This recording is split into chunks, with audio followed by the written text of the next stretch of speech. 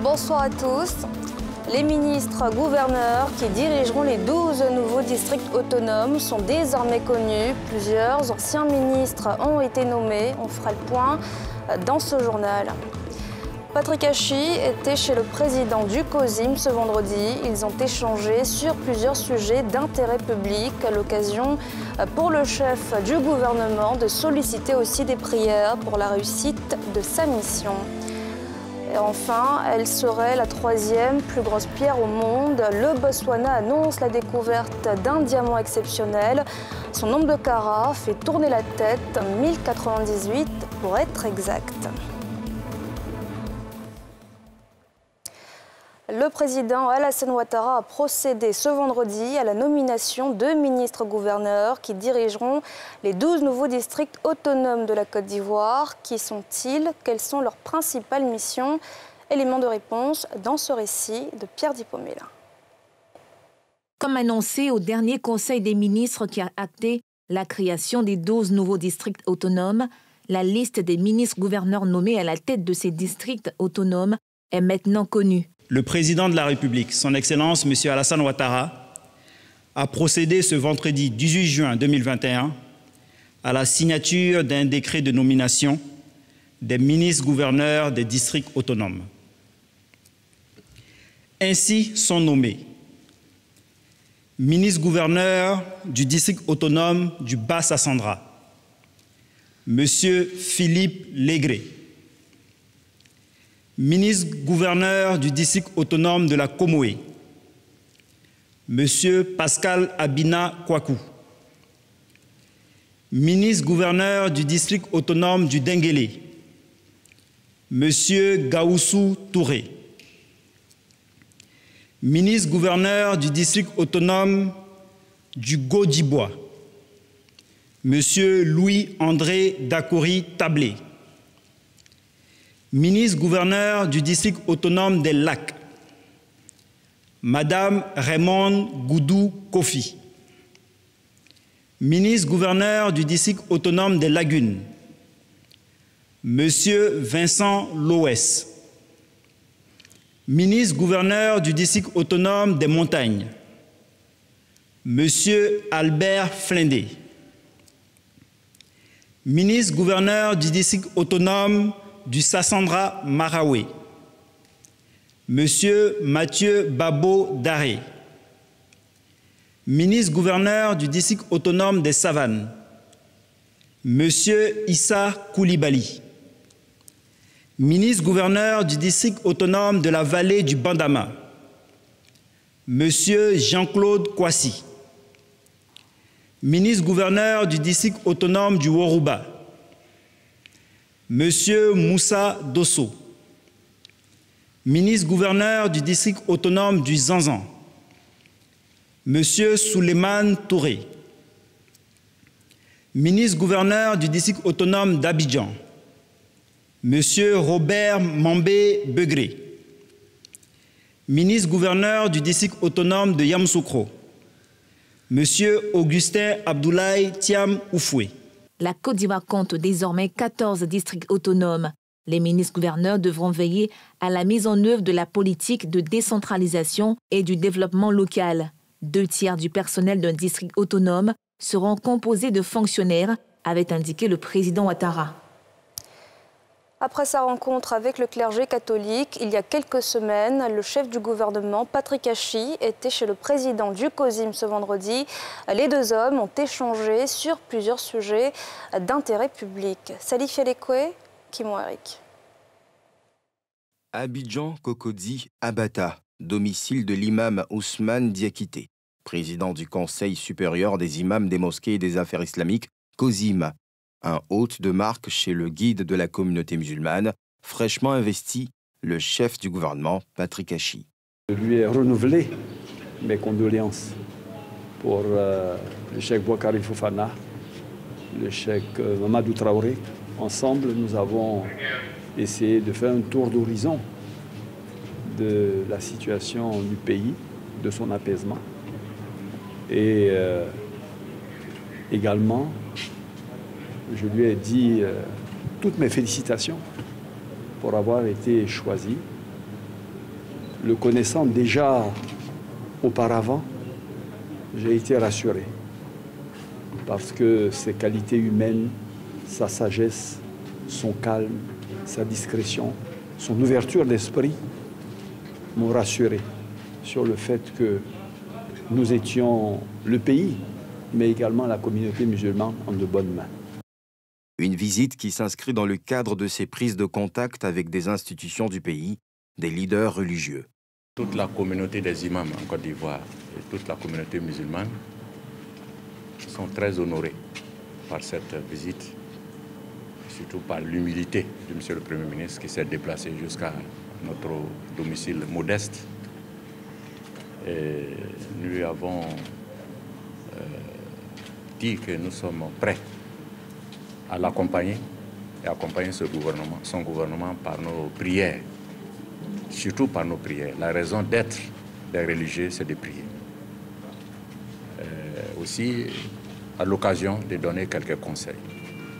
Touché par cette marque de considération à son égard, le cheikh Ousmane Diakité a promis d'accompagner le Premier ministre par ses prières et des conseils pour la bonne marche de sa mission dans l'intérêt supérieur des populations ivoiriennes. Patrick Hachi, il y a quelques semaines, était chez le clergé catholique. La TNT gagne du terrain en Côte d'Ivoire. Dans le nord, à Mbangué, la société ivoirienne de télédiffusion a procédé à l'émission du signal numérique. Cette étape porte à plus de 80% le taux de couverture nationale. Pierre Dipomila. La TNT poursuit sa progression à l'intérieur du pays. Mbengue, localité à moins de 100 km de Korogo, reçoit désormais le signal et est désormais couverte par la télévision numérique terrestre. Une opportunité pour les populations qui bénéficient de cette chaîne nationale en haute définition, dont NCI, la nouvelle chaîne ivoirienne. C'est au centre émetteur qu'il a été procédé à l'allumage de la TNT. Le directeur général de l'IDT a appelé les populations à s'approprier cette nouvelle technologie. La TNT offre aux téléspectateurs plusieurs avantages, à savoir une bonne qualité d'image et de son, l'opportunité de bénéficier de plusieurs chaînes dont une diversité de choix, une offre télévisuelle résistant aux intempéries. Vous aurez la télévision même en temps de pluie et d'orage. Mais comme toute nouvelle technologie, pour en bénéficier, il faut disposer d'équipements adaptés. Ainsi, vous devrez disposer de postes téléviseurs compatibles aux normes DVB-T2 ou un décodeur pour les anciens téléviseurs. Fini le signal analogique. Les populations doivent se munir d'un décodeur et d'une antenne et le tour est joué pour des offres de contenu diversifiées. Vraiment, nous avons reçu les kits TNT. On est très contents. Ce que nous voyons, nous avons reçu, vraiment nous savons maintenant que nous sommes en Côte d'Ivoire. Nous avons les informations directes de notre pays grâce à la TNT, sans quoi nous, on était vraiment isolés. L'étape de Mbengue porte à plus de 80% le taux de couverture. Cette randonnée de l'Ivoirienne de télédiffusion, l'organe en charge de l'extension de la TNT, prendra fin décembre prochain avec la disparition totale du signal analogique.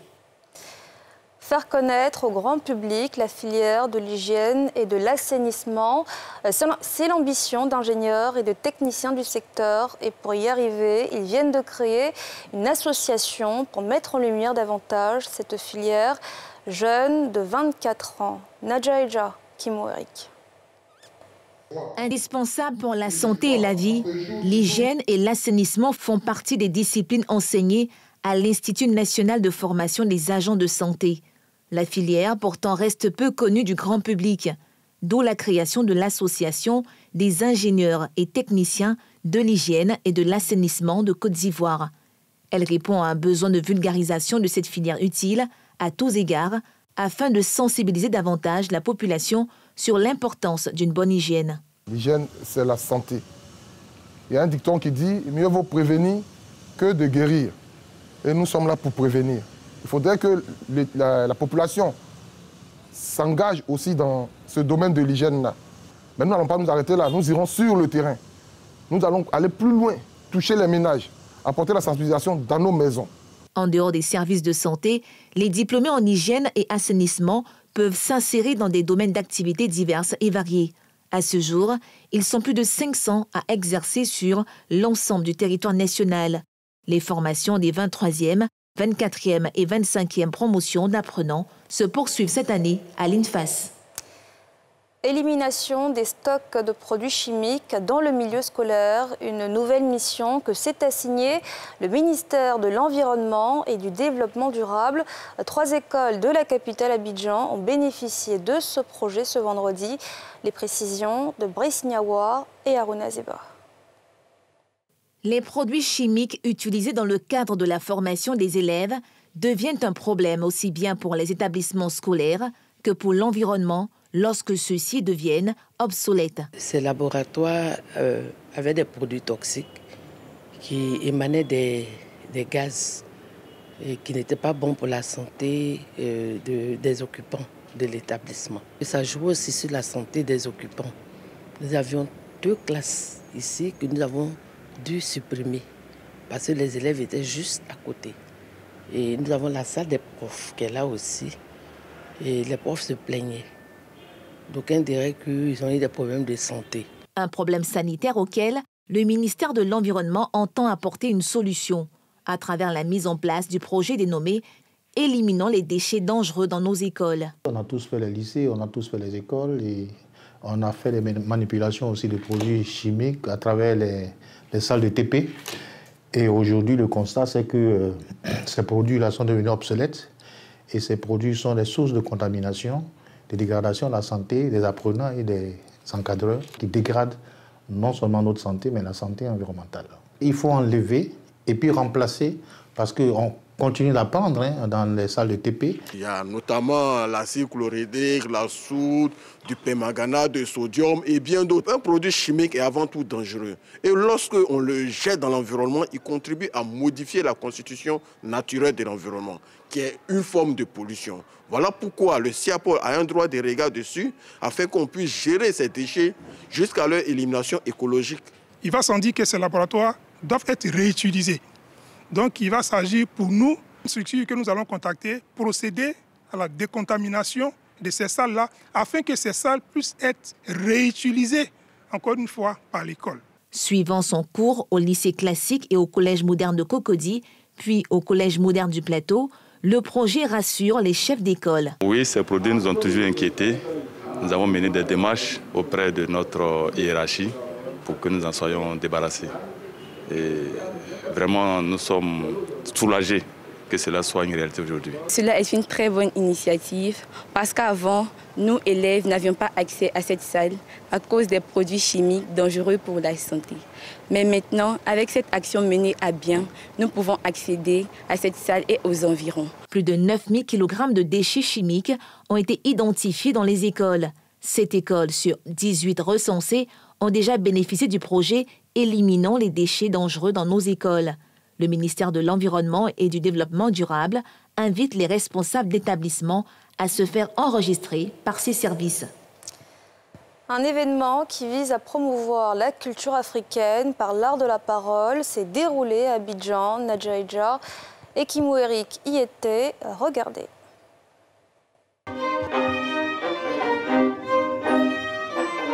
Accompagné de cet orchestre de violonistes, Zaï Ouzi, artiste-conteur, relate son histoire. Père, permets ma parole en toute flamme, tout feu, qu'elle soit océan, qu'elle apaise les cœurs. Une façon singulière de dire le conte qui plaît bien aux spectateurs présents. C'est vraiment original. Ça fait plaisir de voir cette jeunesse qui s'exprime à travers l'art. Les textes qui sont produits sont très profonds. Lorsqu'on les écoute, c'est des textes qui nous font entrer en nous-mêmes, qui nous font prendre conscience de beaucoup de choses. Et je pense qu'aujourd'hui, ce genre d'initiative doit être encouragé. Pour ces passionnés de l'agriotique, face aux technologies qui tendent à reléguer au second plan les arts de la parole, la promotion du conte s'impose. Car au-delà de l'aspect culturel, la tradition orale est un facteur puissant de cohésion sociale. Avec la nouvelle technologie aujourd'hui, le conte est démodé, disons, dans la tête des jeunes. Mais le combat que nous essayons de faire, c'est de ramener cet art à la lumière, c'est que les jeunes puissent s'en servir aujourd'hui pour pouvoir régler les problèmes. Si on réglait les problèmes avec le conte, je pense qu'on n'allait pas basculer dans les crises qu'on a connues. La parole est un puissant tremplin qui doit être utilisé à bon escient pour valoriser les cultures, les arts et puis conscientiser. Donc notre mission, c'est de conscientiser. Nous comptons mettre en place plus de formation en art oratoire. Donc former des jeunes, cette forme d'expression-là. Et aussi mettre en place un orchestre de violonistes, travailler avec eux et promouvoir vraiment l'art et la culture. Organisé par la compagnie Woody Willy, cet événement culturel dénommé Criotacle est à sa 2e édition sous le thème de la Renaissance. Il vise à mettre en valeur les attributs du griot à travers un mélange des disciplines que sont le maniement du verbe, la musique, le rythme, le chant, la danse, le jeu d'acteur, le mime et l'expression corporelle. Je vous le disais en titre, l'un des plus gros cailloux au monde a été découvert au Botswana. Il pèse 1098 carats et serait le 3e plus gros de ce type au monde. Un diamant qui apporte de l'espoir à une nation en difficulté. Nadja Eja. C'est un diamant exceptionnel de 1098 carats qui a été découvert au Botswana ce 1er juin par l'entreprise Debswana, productrice de diamants. La pierre précieuse a été présentée au président du pays 2 semaines après sa mise au jour. Selon Lynette Armstrong, directrice de cette entreprise détenue conjointement par le gouvernement et le diamantaire sud-africain De Beers, ce diamant pourrait être le 3e plus gros au monde. Nous sommes en train de vérifier, mais nous pensons que c'est la 3e plus grosse pierre de cette qualité jamais trouvée au monde. Un trésor dont les bénéfices contribueront à faire face à certaines difficultés du pays. C'est le Botswana. Voilà ce dont je me souviendrai. Tout ça, tout ce qu'on voit, c'est une histoire propre au Botswana. Les recettes tirées de ce diamant aideront à payer les besoins de notre développement national. Premier producteur africain de diamants, le Botswana avait découvert en 2015 dans la mine de Karawe le Lesedi Larona, 2e plus gros diamant de 1109 carats, vendu à 53 millions de dollars, soit plus de 29 milliards de francs CFA. À ce jour, l'Afrique du Sud détient la palme du plus gros diamant jamais trouvé dans le monde. Il s'agit du Cullinan, découvert en 1905 avec une valeur estimée à 3100 carats. Et puis NCI Reportage vous embarque ce soir au cœur des 50 ans de carrière de Patéo. Un reportage inédit à retrouver juste après le JT. Un extrait. Dans cette rue qu'il continue de fréquenter, il embrasse le métier de couturier auprès de son maître, Gaoussou Bakayoko. C'est là l'atelier, c'est là qu'on a commencé. Hein, c'est ici. Et quand... Je m'excuse. Voilà. Et c'est devenu un endroit où on vend le café, des choses comme ça. Voilà, hein. Maintenant, vous prenez des clients, c'est des élèves qui sont là. Hein. Sont là, hein. Voilà, ici, on montait, c'est-à-dire, on montait ici, c'est là. Un reportage à retrouver donc dans un instant et c'est la fin de ce journal. Merci de l'avoir suivi. Excellent week-end à tous.